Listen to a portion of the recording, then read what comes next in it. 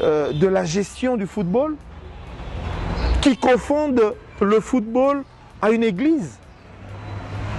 Comment pouvez-vous me demander et plaider même pour ce genre de personnes? Je sais que vous êtes journaliste et vous le faites pour vos nombreux téléspectateurs, mais arrêtons de détourner l'attention des gens.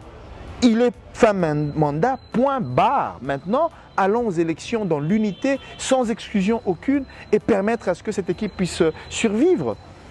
Monsieur Mukuna est une honte pour la Renaissance du Congo. Les résultats sont négatifs. Pourquoi ne pas le dire? Pourquoi vous acharner à ce qu'on puisse maintenir quelqu'un?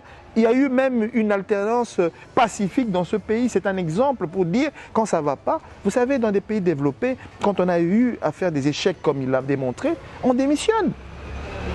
Une démission n'est pas, comment dire, n'est pas quelque chose de honteux. Au contraire, ça élève dans d'autres cieux. Ici, je suis la voix des sans-voix. Ce n'est pas pour un intérêt personnel. Vous ne me verrez pas à la gestion de cette équipe. Les images sont là et je reste constant. Nous sommes déjà à la fin de cette émission sportive. Est-ce que vous avez un mot pour ceux qui sont en train de vous suivre, pour savoir un peu comment vont se dérouler les choses? Est-ce que vous êtes fixé un objectif surtout pour la saison prochaine, puisque je le rappelle que cette saison a déjà terminé, a déjà été bouclée. Est-ce que vous avez un mot là-dessus?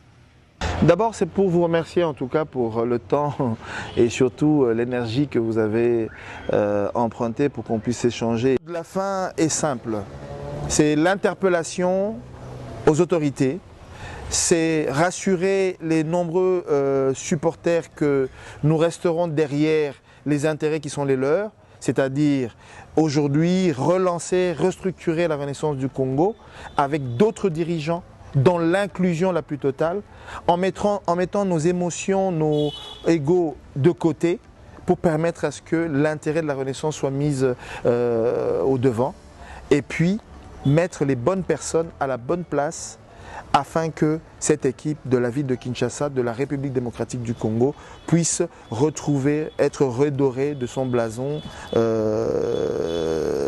le meilleur, comme ça a été le cas, si pas plus, en 2014, lors de l'avènement de ce grand club de la ville de Kinshasa.